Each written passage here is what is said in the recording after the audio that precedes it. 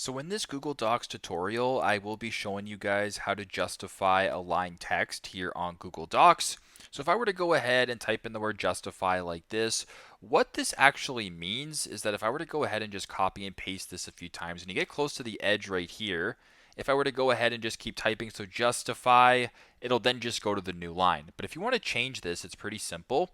Highlight your text that you want to do right here. I want you guys to go to where it says format, paragraph and styles. Below that it says align and indent. Go ahead and select justified right here, or you can go to this bar right here and then select justify. Either one's going to work. Now what it's going to be doing is if I were to go ahead and type in the word justify just like that, is then going to edit your text a little bit, space it out a little bit more, so it's a little bit easier for you guys on your document. So it's not going to be like random spaces. It's all everything's going to be aligned in this case. So that's the simplest way. If you were to go ahead and just keep typing justify like this, when you get close to the edge, it's going to automatically align it and make it look good in this example. So pretty simple, pretty straightforward. That is how to justify text here on Google Docs. Thanks again for watching and hope this helps.